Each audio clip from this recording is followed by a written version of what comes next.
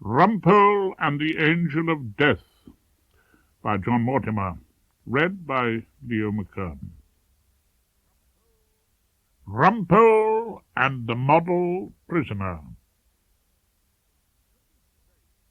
Quintus Blake, OBE, and the staff cordially invite Horace Rumpole, Esquire, to a performance of A Midsummer Night's Dream by William Shakespeare, 15th of September at 7 p.m. sharp.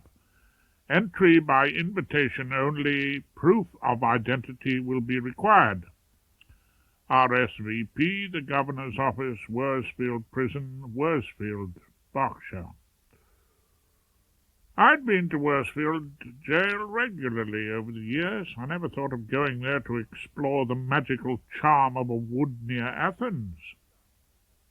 "Hilda," I said, taking a gulp of rapidly cooling coffee, "can you prove your identity?" "Is that meant to be funny, Rumpole?" Hilda was deep in the Daily Telegraph and unamused. "I mean, if you can satisfy the authorities, you're really she who must be my wife.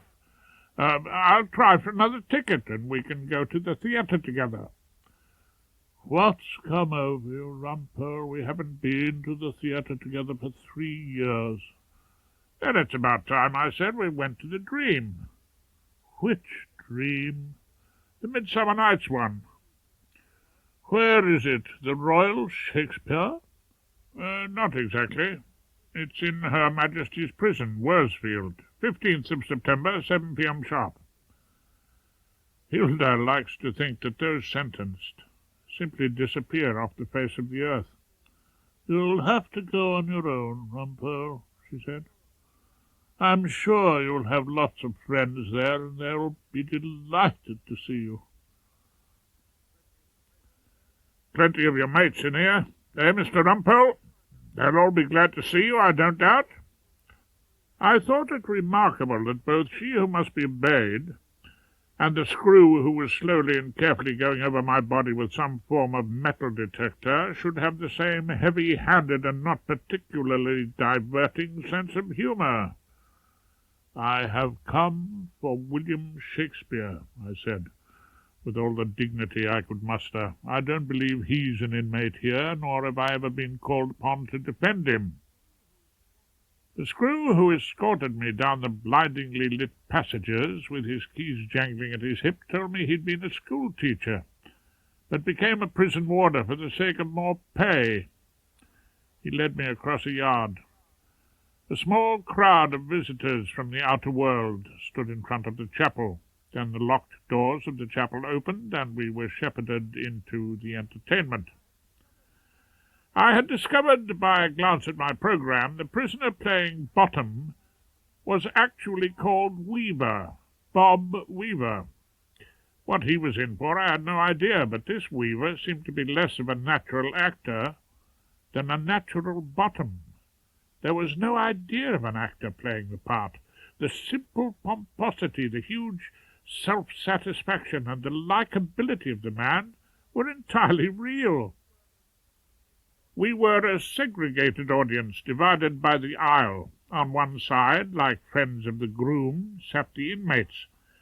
On the other side, the friends of the bride were the great and the good. I hadn't realized how handsome Tony Timpson would look without his glasses. His association with an armed robbery had led him to be Oberon, the ruler of a fairy kingdom. His Puck, small, energetic, and Irish, I remembered from a far more serious case, as a junior member of the Clan Malloy.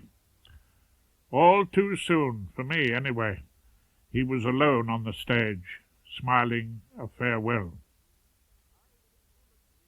"I think you'll agree that was a pretty good effort." The Governor was on the stage.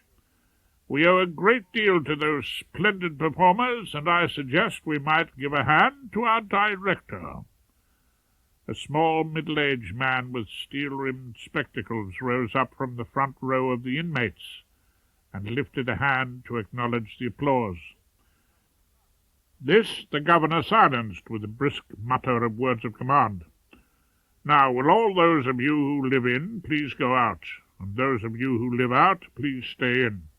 You will be escorted to the boardroom for drinks and light refreshments. Never went much for Shakespeare when I was at school, Quintus Blake, the governor, told me. Thought the chap a bit long-winded, couldn't make his meaning clear at times. But by God, doesn't he come into his own in the prison service? You mean you use him as a form of punishment? The truth of the matter, Quintus bit bravely into the tepid flannel of his sausage roll, is that none of the fellows on Shakespeare duty have committed a single offence since rehearsals began. Is that really true? And for that I've got to hand it to Gribble. Gribble? Matthew Gribble, inmate in charge of Shakespeare. Just about due for release, as he's got all the remission possible. He produced the play, and even got a performance out of that human bulldozer who played Bully Bottom. Gribble was the man who stood up at the end. It was then I remembered. Matthew Gribble, an English teacher at the Berkshire Polytechnic, who had killed his wife. I think, I said. I defended him once. I know you did, the governor smiled. And he wants you to do the trick again before the Board of Visitors. I said I'd try and arrange it because, as far as I'm concerned, he's an absolutely model prisoner. All this happened at a time when Claude Erskine Brown, who had not yet become a QC, I call them queer customers, took to himself a young lady pupil named Wendy Crump. Miss Crump was a person with high legal qualifications, but no oil painting. She had, I believe, been hand-picked by Claude's wife, the Portia of our chambers, who had not yet got her shapely bottom onto the bench and been elevated to the title of Mrs. Justice Phillida Erskine Brown, a judge of the High Court. Your Miss Crump, I told Claude, seems a bit of an all-round asset. All-round, Rumpole. You said it. Wendy Crump is very all-round indeed. Ha, ha, ha. He gave a mirthless laugh and spoke as a man who might have preferred a slimline pupil. Hope you don't mind, I told him, but I asked her to look up the effect of self-induced drunkenness on crimes of violence. She came up with the answers in a couple of shakes, with reference to all the leading cases. Oh, I'll agree she's a dab hand at the law. Well, isn't that what you need a pupil for? I knew it was a silly question as soon as I'd asked it. What the poor old darling wanted was yet another opportunity to make a complete ass of himself, and those longings were unlikely to be fulfilled by Wendy Crump. I shouldn't be in the least surprised if Miss Crump didn't adore you, Claude. Oh, don't even suggest it. The clever Crump's pupil master gave a shudder. Anyway, don't you get plenty of warmth and affection from Philly? Oh, Philly's been on circuit for weeks. When she's here, she spends all her time criticizing me. How extraordinary! I simulated amazement. I lost his attention as Nick Davenant from King's Walk passed us, followed by his pupil, Jenny Atienza.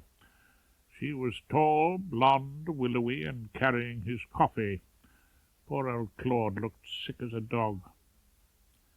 That afternoon I was seated at my desk smoking a small cigar when there was a brisk knock at the door, and Wendy Crump entered and asked if I had a set of Cox's criminal reports. Not in here, I told her. And then, because she looked disappointed not to find those alluring volumes at once, I did my best to cheer her up. Claude thinks you're a wonderful pupil. I exaggerated, of course.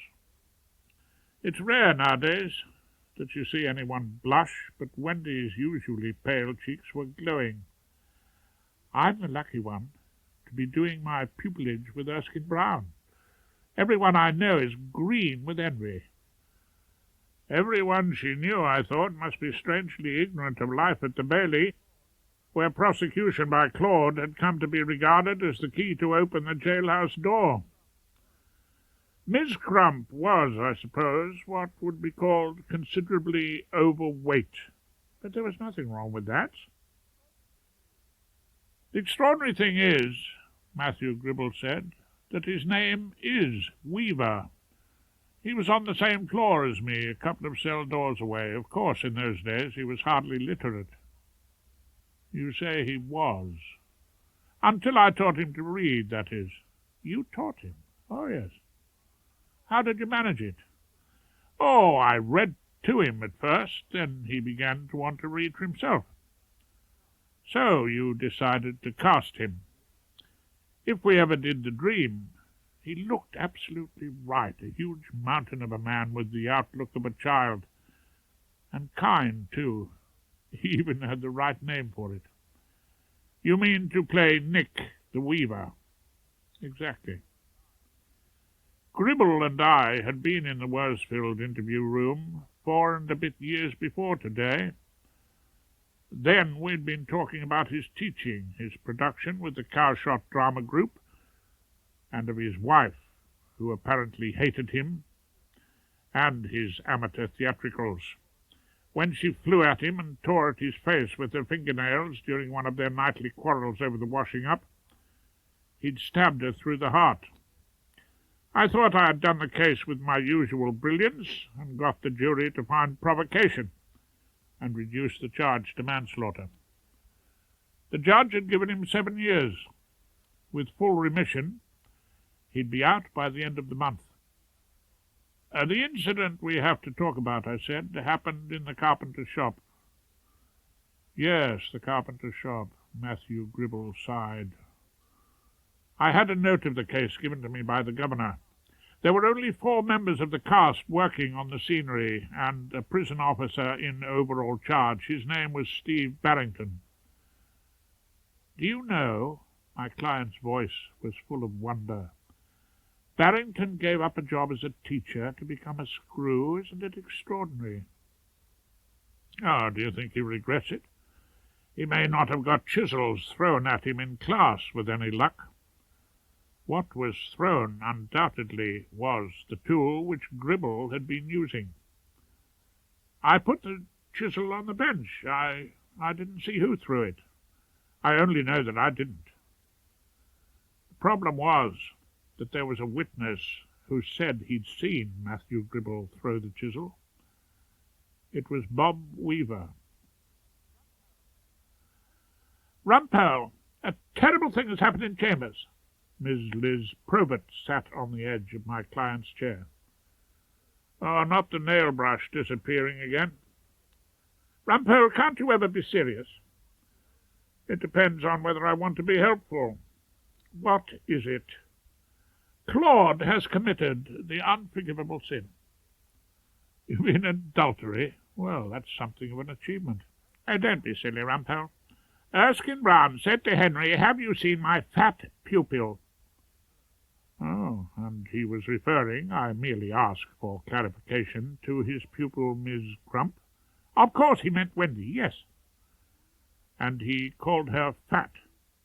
It was an act of supreme chauvinism.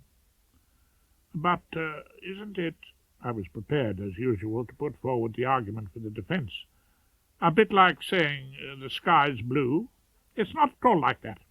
It's judging a woman by her appearance. And isn't the other judging the sky by its appearance? Ah, I suppose I should have known. Miss Probert stood up, all her sorrow turned to anger. There's no crime so contemptible that you won't say a few ill-chosen words in its favour. I'm sure you're busy. I certainly am. We're having a special meeting tonight of the Sisterhood of Radical Lawyers. We aim to blacklist anyone who sends Claude briefs or appears in court with him. Miss Liz, I said, how would you describe me? As a defender of hopeless causes. No, I mean my personal appearance. Well, Rumpole, let's face it, you're fat. You said it. Yes. So, should I get you blackballed in court? Of course not. Why not? Because you're a man. Oh, I see. I shouldn't think you do. I shouldn't think you do for a moment. It was some weeks later that Fred Timpson, undisputed head of the Timpson clan, was charged with receiving a stolen video recorder. The defence was elaborate. While Fred and I were drinking coffee in the Snaresbrook canteen, having left the jury to sort out the complexities of this minor crime, I told him that I'd seen Tony Timpson playing the King of the Fairies. "Oh, no, Mr. Rumpole. No, you're mistaken about that. I can assure you, sir, our Tony is not that way inclined. No, in Midsummer Night's Dream, an entirely heterosexual fairy, married to the Fairy Queen.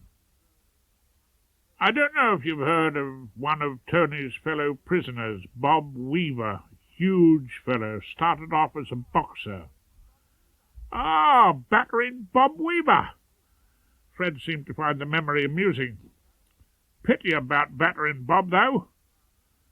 "You mean the way he went down for the Deptford minicab murder?" "No, not that exactly, no. The way he's deteriorated in the nick." "Deteriorated?" "According as Mavis tells Percy, he has.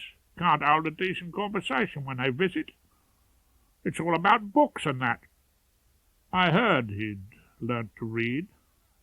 "Well, what's the point of that? Of course, it's the other bloke they put it down to.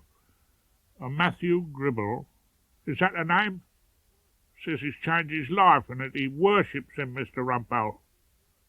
Mavis says Bob's been worse for the last 3 months, nervous and depressed, like as though he was dreading something."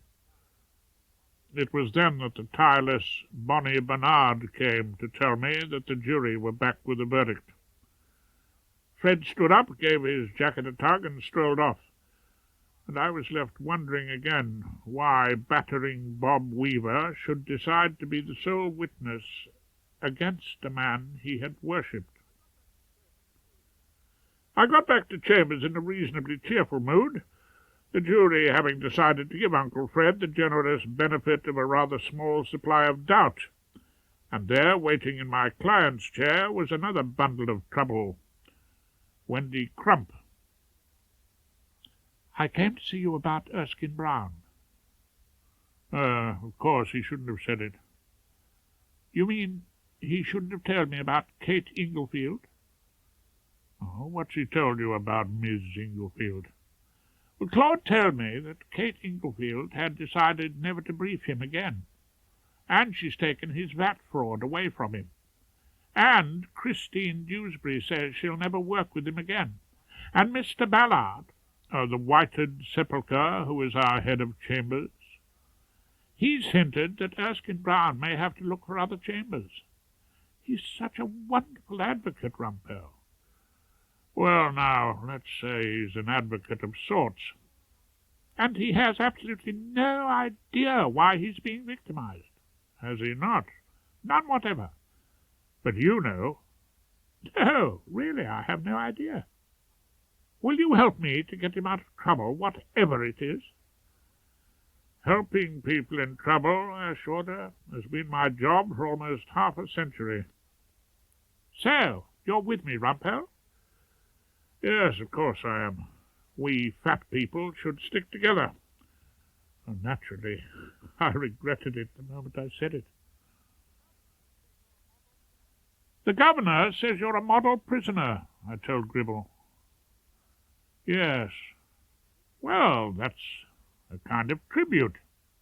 Oh, life's full of surprises. If we can get you out of this little bit of trouble, you should be out of here by the end of the month." "Out? To do what?" He was smiling gently, but I thought quite without amusement as he stared into the future. "Anyway," I tried to cheer him up, "you did a pretty good job with the Midsummer Night's Dream." "Yes, wasn't Bob Weaver marvellous?" "Extraordinary." "Those other cast members in the carpenter shop helping make the scenery, Tony Timpson, the young Malloy, do you think either of them saw who threw the chisel?" "If they did, they're not saying." grassing's a real sin in prison. But your protege, Battling Bob, is prepared to grass on you? Seems like it. Have you talked to him about it? Yes, once. What did he say? I told him to always be truthful. That's the secret of acting. To tell the truth about the character. I told him that. Did you ask him why he said you attacked the screw? Yes, I asked him that. And what did he say? He said, my client gave a small, not particularly happy smile. He said we'd always be friends, wouldn't we? There is no doubt whatever.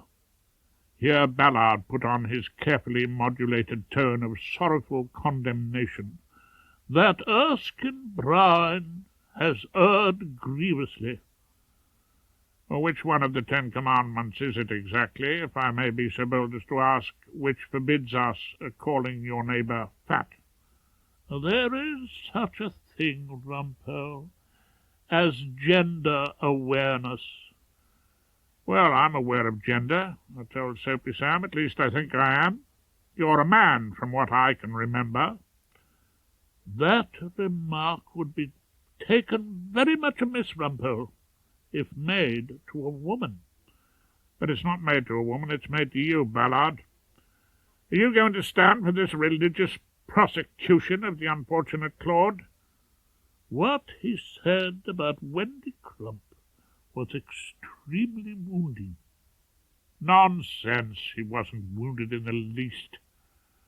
None of these avenging angels has bothered to tell her what her pupil master said. Did you tell her? Well, no, I didn't, actually. It was because you didn't want to hurt her feelings, did you, Rumpole? Ballard was triumphant.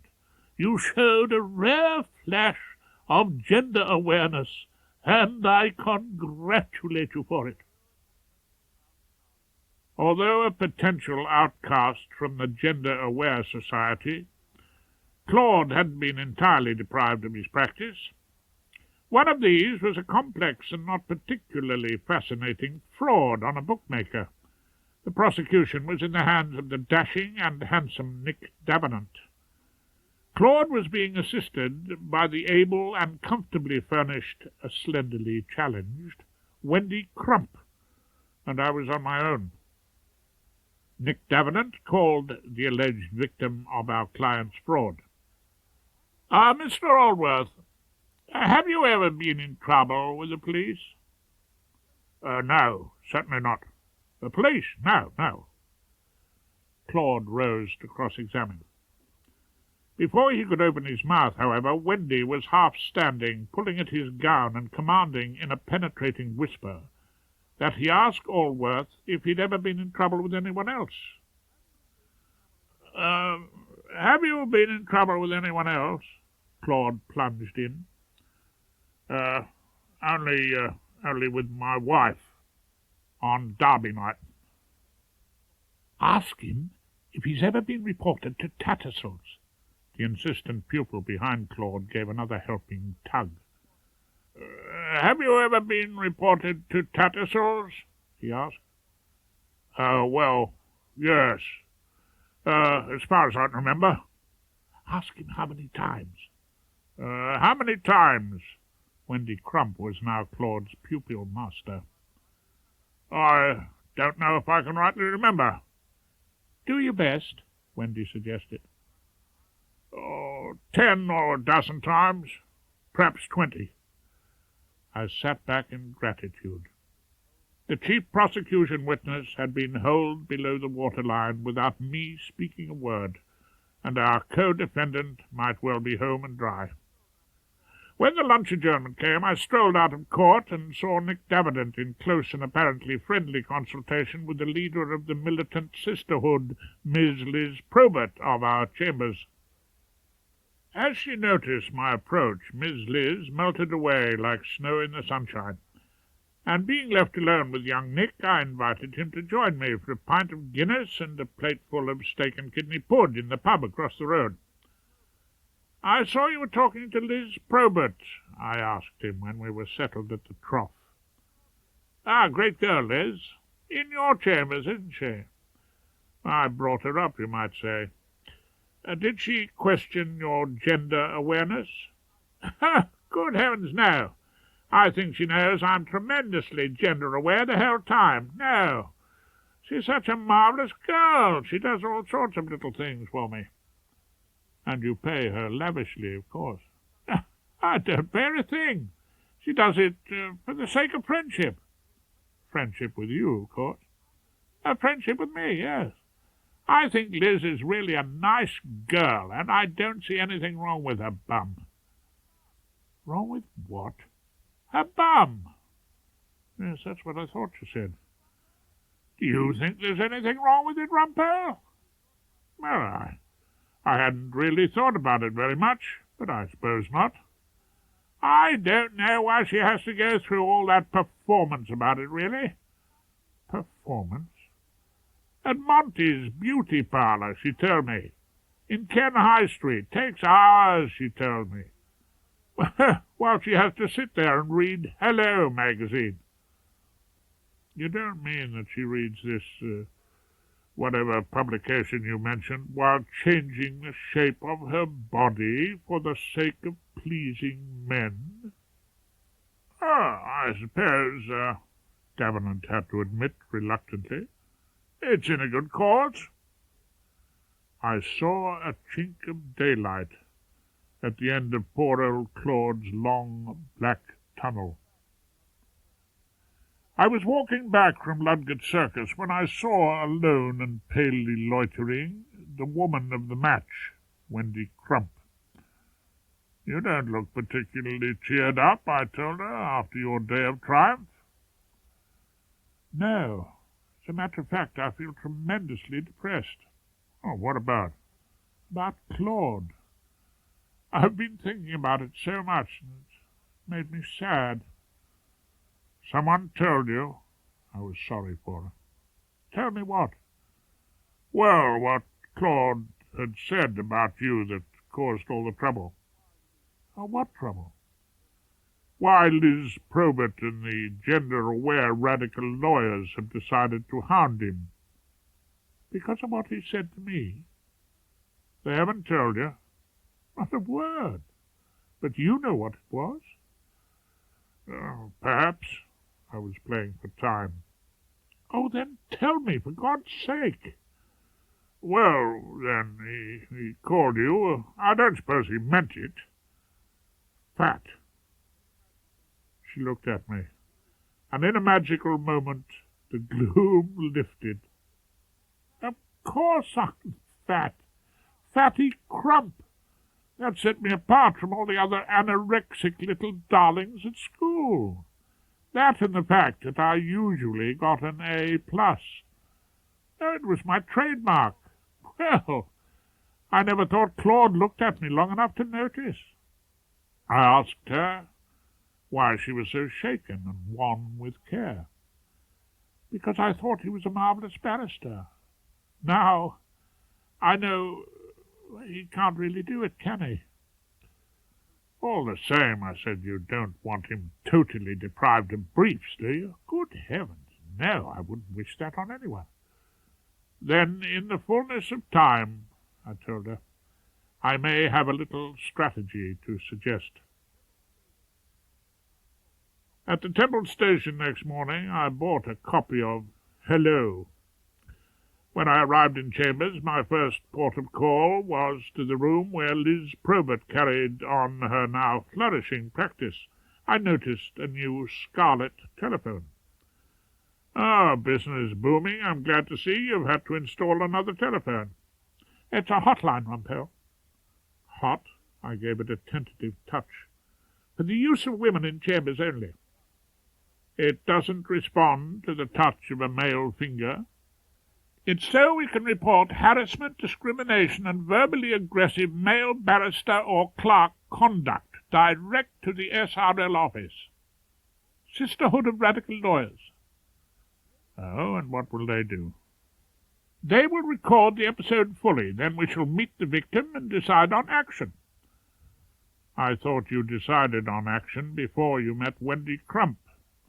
Her case was particularly clear. Now she's coming to the meeting of the Sisterhood at 5:30. Oh, yes, she told me about that. I think she's got a lot to say. I'm sure she has. Now, what do you want, Rumpole? Oh, I just came in to ask you a favour. Not self-induced drunkenness as a defence. Crump told me she had to look that up for you. It's not the law. Although I do hear you work for other barristers for nothing, and so deprive their lady pupils of the beginnings of a practice. Is that what you came to complain about? No, I've come to tell you I bought Hello magazine. Why on earth did you do that? I heard you read it during long stretches of intense boredom. I don't have long moments of boredom. Don't you really? Not when you have to sit for hours in Monty's beauty parlour in Ken High Street? I don't know what you're talking about. The protest came faintly. Miss Probert was visibly shaken. It must be awfully uncomfortable, but is it worth it? I mean, all that trouble to change what a bountiful nature gave you for the sake of pleasing men? The question had its effect. No one's mentioned that to the SRL. I thought it might be appropriate if Wendy Crump raised it at your meeting this afternoon. What are you up to, Rumpole? Well, I suppose, looking at the matter from an entirely detached point of view, the rights of one unfortunate male. The case against Erskine Brown has raised strong feelings in the Sisterhood. I'm not sure I can persuade them to drop it. Of course you can persuade them, Liz. I'll do my best. Claude said that pupil, not fat pupil. Well, try it anyway, if you can't think of anything better. And so, with the case of the Sisterhood versus Erskine Brown settled, I was back in the gloomy prison boardroom. Now it was dressed not for a party, but for a trial. Behind the table at the far end of the room sat the three members of the prisoners' board of visitors who were entitled to try Matthew Gribble. The chairwoman centre stage was a certain Lady Bullwood. Beside her sat the Bishop of Worsfield. The third judge was an elderly schoolboy called Major Oxborough. Beside them sat my old friend the Governor, Quintus Blake. The prosecution was in the nervous hands of young Mr. Fraplington. What I didn't like was the grim squadron of screws who lined the walls as though expecting an outbreak of violence, and the fact that my client was brought in handcuffed. Do you wish to address the court, Mr. Rumpole? The clerk, a little ferret of a man, was clearly anxious to make his presence felt. I certainly do. Have you forgotten to read out the charges of mass murder, war crimes, rioting, burning down E-Wing, and inciting to mutiny? Mr. Fraplington, for the prosecution, said helpfully, This prisoner is charged with none of those offences. Then, if he is not, I said, with perhaps overplayed amazement, why is he brought in here shackled? Why is this room lined with prison officers, clearly expecting a dreadful scene of violence? My client, Mr. Gribble, is a gentle academic and student of Shakespeare, and there is no reason for him to attend these proceedings in irons. Your client, as I remember, was found guilty of the manslaughter of his wife. For that, I said, he has almost paid his debt to society. Next week, subject to the dismissal of these unnecessary charges, that debt will be fully and finally settled. And as I'm sure the Governor will tell you, during his time in Worsfield he has been a model prisoner. Quintus did his stuff and whispered to the chairwoman. She found her glasses, yanked them on her nose, and said that in all the circumstances my client's handcuffs might be removed. After that, the proceedings settled down like an ordinary trial in the magistrate's court, except for the fact we were all in jail already. Steve Barrington, the ex-teacher, clumped his way to the witness stand. No, he hadn't seen the chisel thrown. The first he knew about it was when he was struck on the cheek.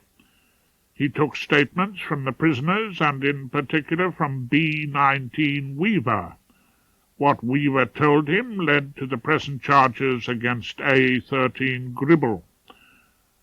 What Weaver told him, I rose to point out, had better come from Weaver himself. Mr. Barrington, I began my cross-examination, you were a teacher once? Yes, I was. And you gave it up to become a prison officer? I did. Is that because you found teaching too difficult? I wonder if this is a relevant question. Young Fraplington had obviously been told to make his presence felt and interrupt the defence wherever possible. Mr. Fraplington, perhaps you wonder at this question, but wonder on till truth make all things plain. Mr. Rumpole, I'm not exactly sure what you mean. The chairwoman's glasses were pulled off and swung gently. Oh, then you didn't see A Midsummer Night's Dream. You missed a treat, madam. Produced brilliantly by my client and starring prisoner Weaver as Bully Bottom. You enjoyed it, didn't you, Mr. Barrington? I thought they did rather well, yes. And I don't suppose, as a teacher who gave up the struggle, you could have taught a group of hard-boiled villains to play Shakespeare? Mr. Rumpole, I must agree with Mr. Fraplington. How is this in the least relevant to the charge of assault? The bishop came in on the act. Because I think we may find, Bishop, that this isn't a case about assault, it's a case about teaching. Mr. Barrington, you would agree that my client took Weaver and taught him to read, taught him about poetry, and finally taught him to act? To my knowledge, yes, he did. And since this pupillage and his friendship began, Weaver, too, has been a model prisoner? We haven't had any trouble from him lately, no. Whereas before the pupillage, he was a general nuisance. He was a handful, yes, that's fair enough. He's a big man and alarming when out of control. I'd have to agree with you. Good. I'm glad we see eye to eye, Mr. Barrington. So, before Matthew Gribble took him on, so to speak, there'd been several cases of assault. 3 of breaking up furniture, disobeying orders, throwing food, an endless list. He was constantly in trouble, yes. And since he and Gribble became friends, nothing. I believe that's right. So you believe Matthew Gribble's influence on Weaver has been entirely for the good? I said, so far as I know. So far as you know. Well, we'll see if anyone knows better. Now, you questioned the other prisoners, Timpson and Malloy. Yes, I did. And what did they tell you? They said they hadn't seen anything. And did you believe them? Well, no, I didn't altogether believe it. Because prisoners don't grass. Prisoners don't tell tales. Isn't that true, Mr. Barrington? Yes. So, Timpson might have seen Malloy do it, or Malloy might have seen Timpson do it, or either of them might have seen Weaver do it. I suppose it's possible, yes.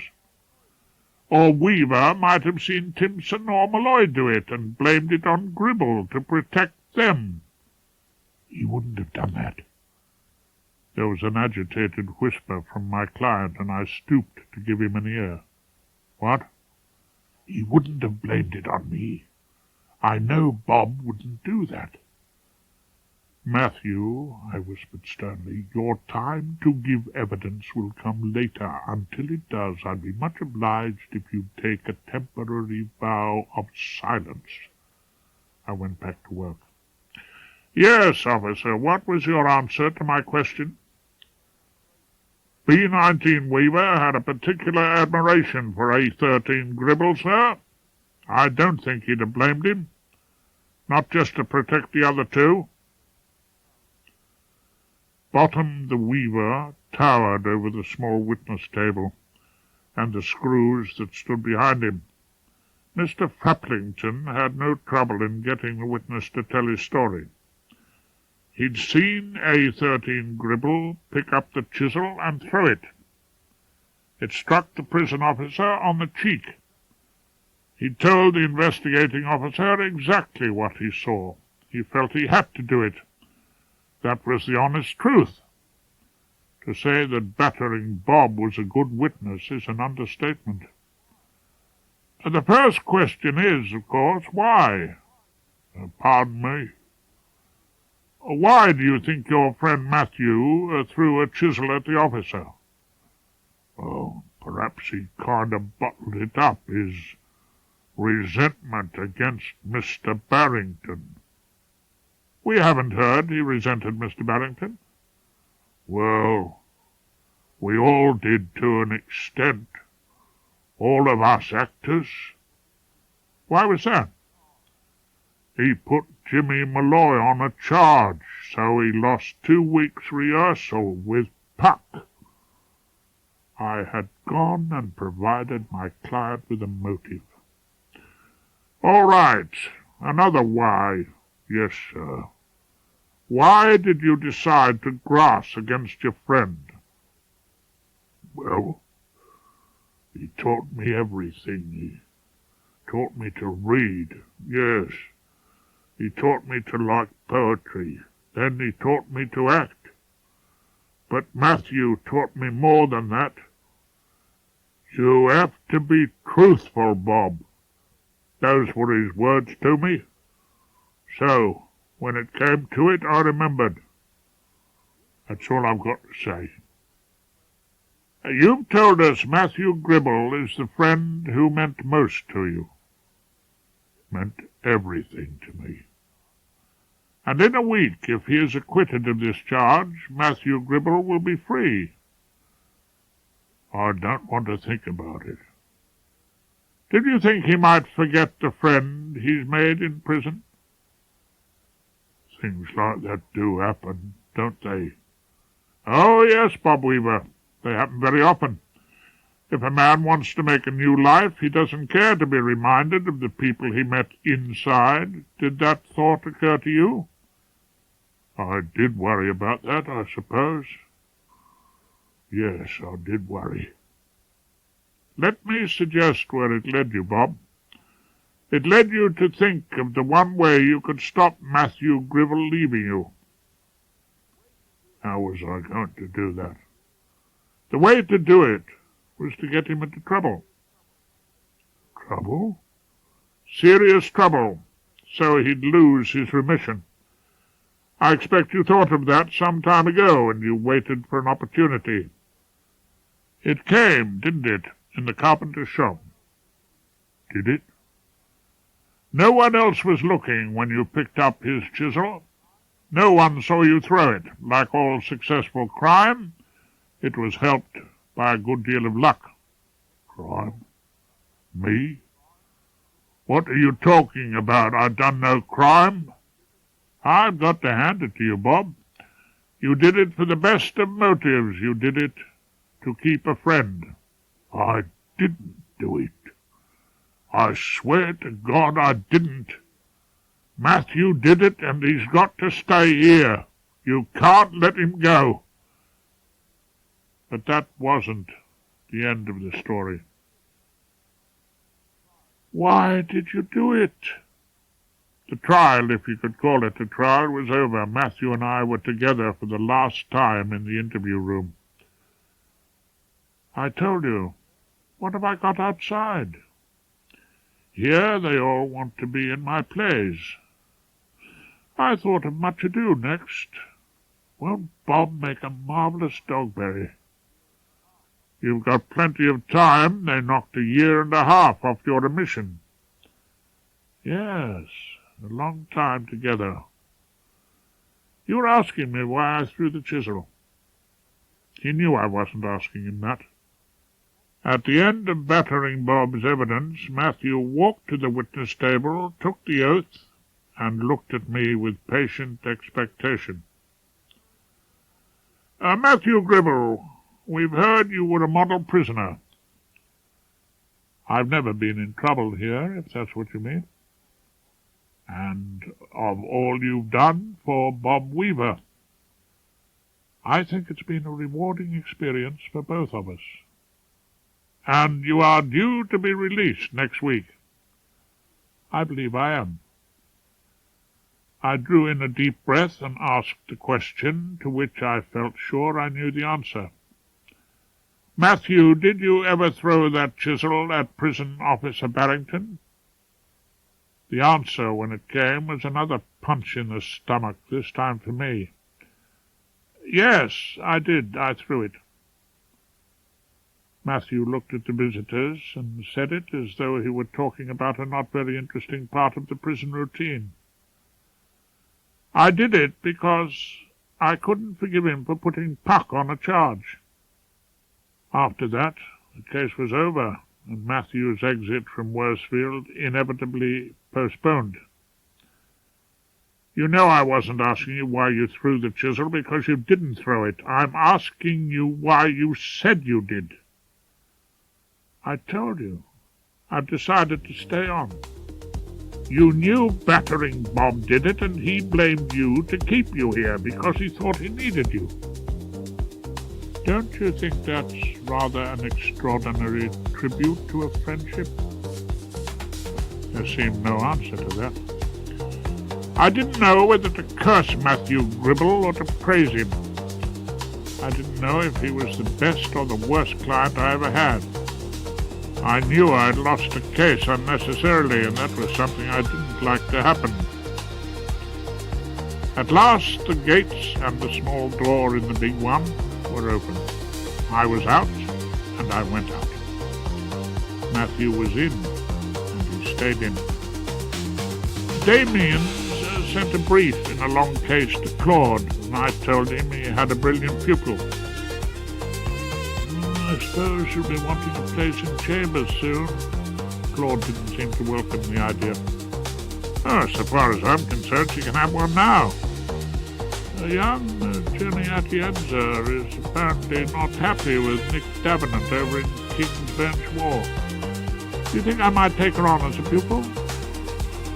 I think I told him that it would be a very bad idea indeed. I'm sure Philly wouldn't like it, and I'd have to start charging for defending you.